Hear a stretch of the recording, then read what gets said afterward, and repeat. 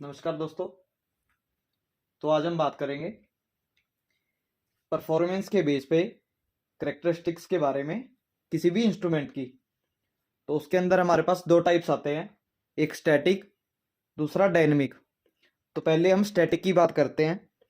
Static जो हमारे characteristics होते हैं वो क्या कौन से होते हैं, जो कि किसी भी प्रोसेस की जब कंडीशन जो है वो टाइम के साथ चेंज नहीं होती, ठीक है, वो हमारी स्टैटिक करेक्टरिस्टिक्स के बीच में आती हैं। ठीक है, जब हम रीडिंग्स लेते हैं, इंस्ट्रूमेंट कंसीडर करते हैं, तो प्रोसेस की कंडीशंस को देख के जो प्रोसेस जो है समय के साथ बदलाव नहीं होता जिस प्रोसेस के अंदर, उसके लिए हम स्टैटिक करेक्टरिस्टिक्स का यूज़ करते हैं। तो स्टैटिक्स के बीच में हमारे पास आ जाता है calibration, accuracy, precision, repeatability, reproducibility, drift, sensitivity, resolution और डेड जोन। तो कैलिब्रेशन क्या होता है हमारा? कैलिब्रेशन की अगर हम बात करें तो कैलिब्रेशन के अंदर हम अपनी मेजर्ड वैल्यू को एक स्टैंडर्ड वैल्यू के साथ में कंपेयर करते हैं। एक स्टैंडर्ड होता है जिसके अगेंस्ट में हम हमारी जो आई है वैल्यू उसको देखेंगे कि वो हमारी स्टैंडर्ड के साथ में कितनी मैच करती है, और उसमें हम मैक्सिमम रीडिंग्स लेंगे जितना जो है एक मेजरिंग इंस्ट्रूमेंट वेरी कर सकता है।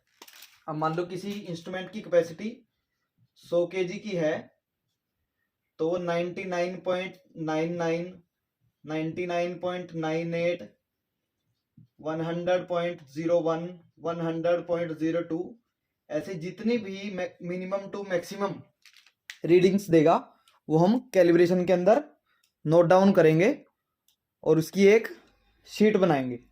ठीक है, वो हमारा कैलिब्रेशन होता है। उसके बाद हमारा आता है एक्यूरेसी।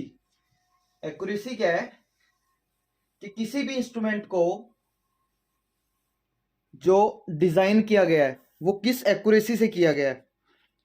ठीक है, किसी भी ट्रू वैल्यू के अगेंस्ट में जो इंस्ट्रूमेंट है हमारा वो जितनी वैल्यू देगा, जैसे मान लेते हैं एक थर्मामीटर है, उस पर 50 ± 1 दिया है, तो ये हमारी टॉलरेंस है। और ये जो है इंस्ट्रूमेंट 49 से लेके 51 तक टेम्परेचर शो कर सकता है। अगर ये इसके बीच में शो करता है तो इसका मतलब ये इसकी एक्यूरेसी लेवल जो है वो ठीक है। ठीक है, उसके बाद आता है हमारा प्रिसिशन। तो प्रिसिशन क्या होता है?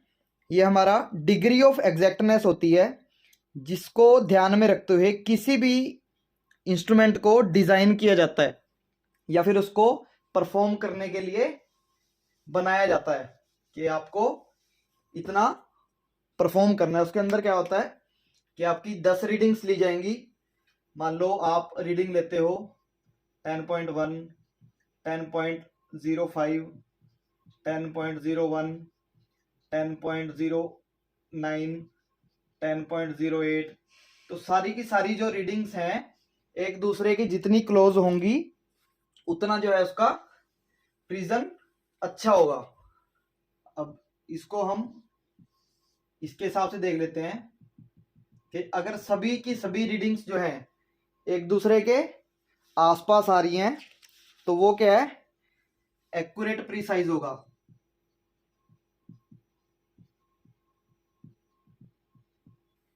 और अगर वहीं पे दूसरे में ये हमारा सेंटर पॉइंट है और रीडिंग्स हमारी ऐसे आती हैं तो वो क्या है हमारा नॉन एक्यूरेट बट प्रिसाइज।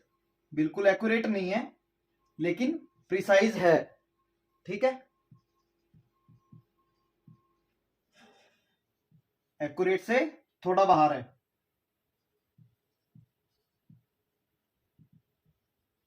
और तीसरा जो है, जब हमारी रीडिंग्स जो है बिल्कुल ही आउट देने लग जाता है वो हमारा आता है नॉट एक्यूरेट, नॉट प्रिसाइज, तो वो हमारा प्रिजन हो जाता है। उसके बाद हम बात करते हैं रिपीटिबिलिटी के बारे में कि रिपीटिबिलिटी क्या होती है। रिपीटिबिलिटी किसी भी इंस्ट्रूमेंट से ली गई एक ही ऑब्जेक्ट की रीडिंग्स होती हैं, जिसको हम पर्सन भी सेम रहेगा, कंडीशंस भी सेम रहेंगी, उसको हम वैलिडेट करने के लिए एक या एक से ज़्यादा बार रीडिंग्स लेते हैं और तभी उसका चयन करते हैं कि हाँ, अगर हमारे ऑब्जेक्ट में किसी में कमी है तो उसका कि हाँ इसकी रीडिंग्स जो हैं गलत हैं, ये आउट ऑफ स्पेक है, वो चीज़ कि हमारी मैनुअल जो भी हमने इंस्ट्रूमेंट यूज़ किया है उसके अंदर कोई मिस्टेक ना हो, वो चीज़ चेक करने के लिए हम रिपीटिबिलिटी का यूज़ करते हैं। किसी भी ऑब्जेक्ट की सेम इंस्ट्रूमेंट से सेम कंडीशंस के अंदर बार बार ली गई रीडिंग्स, ठीक है, वो हमारी रिपीटिबिलिटी होती है। उसके बाद आता है हमारा रिप्रोड्यूसिबिलिटी, ठीक है। रिप्रोड्यूसिबिलिटी के अंदर क्या होता है कि आपका इंस्ट्रूमेंट सेम रहेगा,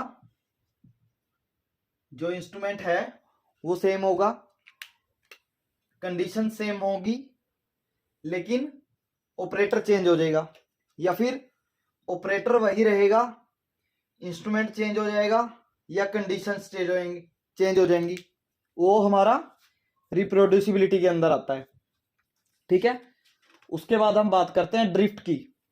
हमारा ड्रिफ्ट क्या होता है?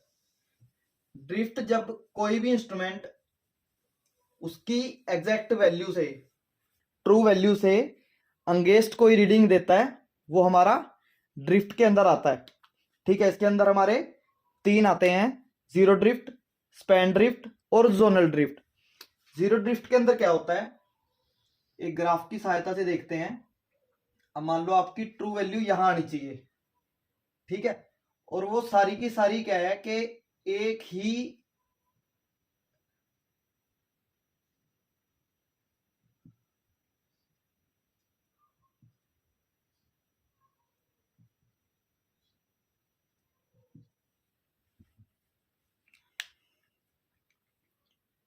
सारी की सारी क्या है कि पैरेलल रहती है। अब मान लो आप 1 mm मेजर कर रहे हो वर्नियर से, या 10 mm कर रहे हो, या फिर 20 mm कर रहे हो, तो वो क्या है, आपको 1 की बजाय 2, 10 की बजाय 11, 20 की बजाय 21, तो यहां भी आप देखोगे 1 mm का गैप है, यहां भी 1 का है, यहां भी 1 का है, तो एक समान डिफरेंस से जो है शुरू से लेके एंड तक रीडिंग्स देता है, वो हमारा जीरो ड्रिफ्ट कहलाता है, ठीक है। ये जीरो ड्रिफ्ट क्या है, हम पॉइंटर को सेट करके इसके एरर को दूर कर सकते हैं। उसके बाद है हमारा स्पैन ड्रिफ्ट। स्पैन ड्रिफ्ट के अंदर ये हमारी ट्रू वैल्यू है, और जो इसका स्टार्टिंग पॉइंट है, स्टार्टिंग पॉइंट पे हमें वैल्यू सेम देगा। जैसे जैसे रीडिंग्स हमें ज्यादा लेनी होगी, बड़ी रीडिंग लेनी होगी, मान लो हम 1 mm मेजर कर रहे हैं, तो वहां पे आपको डिफरेंस 0.1 का दिखाएगा। 10 mm कर रहे हैं, वहां पे डिफरेंस 0.9 का या 8 का दिखा देगा। उसके बाद 20 mm कर रहे हैं, वहां पे 2 mm का गैप दिखा देगा। 30 कर रहे हैं, वहां पे 4 mm का गैप दिखा देगा, 30 की बजाय 34 रीडिंग देगा। तो जैसे जैसे रीडिंग हमें ज्यादा लेनी होगी, वैसे वैसे इसका जो है डिफरेंस बढ़ता चला जाएगा, वो हमारा स्पैन ड्रिफ्ट के अंदर आता है। और तीसरा जोनल। जोनल के अंदर क्या है कि जब किसी एक पर्टिकुलर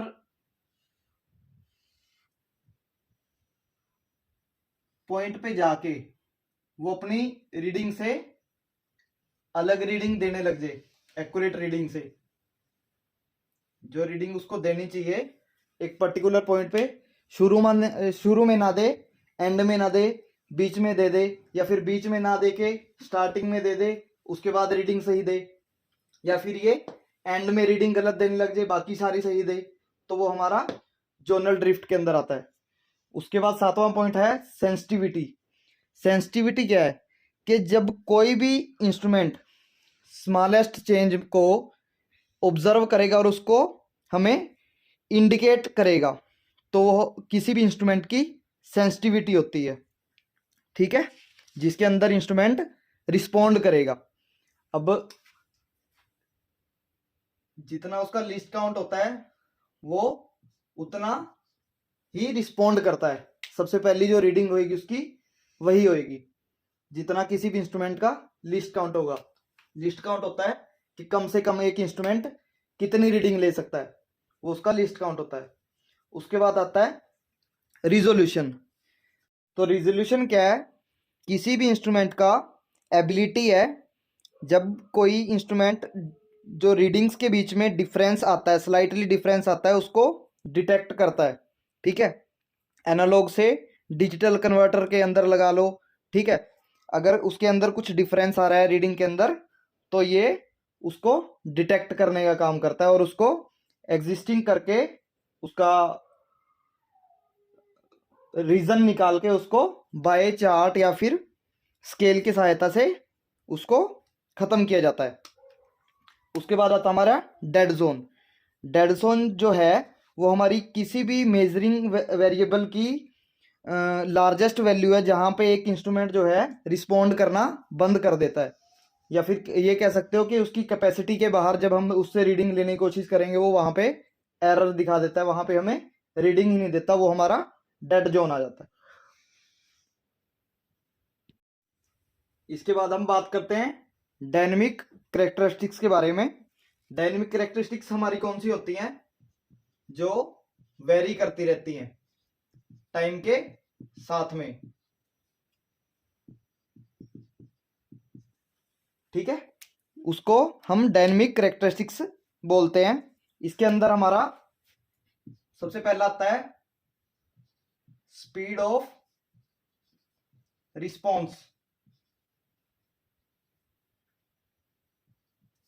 दूसरा फिडिलिटी, तीसरा लैग। तो स्पीड ऑफ रिस्पॉन्स क्या है? जितनी जल्दी, जितनी रैपिडली कोई भी इंस्ट्रूमेंट जो है चेंज को मेजर कर दे। ठीक है, कोई भी आने वाला चेंज उसको रैपिडली हमें मेजर करके उसकी क्वांटिटी बता दे, वो है स्पीड ऑफ रिस्पॉन्स। उसके बाद आता है फिडिलिटी। फिडिलिटी क्या है? ये डिग्री ऑफ एग्जैक्टनेस है जिसके ऊपर एक इंस्ट्रूमेंट को डिजाइन किया जाता है कि वो हमें बिना किसी डायनेमिक एरर के रीडिंग देगा। ठीक है, तीसरा जो पॉइंट है वो आता है हमारा लैग। लैगिंग क्या होती है? एक तरह से हम इसको हैंग बोल देते, जैसे कई बार मोबाइल चलाते हुए मोबाइल हैंग कर जाता है, हम बोल देते हैं हैंग हो गया है, तो हम कुछ भी करे जाते हैं वो रिस्पॉन्ड ही नहीं करता। तो वही लैगिंग है, जब हम किसी भी इंस्ट्रूमेंट से हम रीडिंग ले रहे हैं और वो रीडिंग लेते लेते ही कहीं पे बीच में रुक जाता है और उससे आगे रीडिंग नहीं देता और कुछ टाइम बाद या तो वो बंद हो जाता है या फिर एकदम से रेंडमली उसके अंदर रीडिंग्स चेंज हो जाती हैं, तो वो हमारा लैग के बीच में आता है। उसके बाद एक कुछ स्टैटिक एरर का फॉर्मूला है हमारे पास।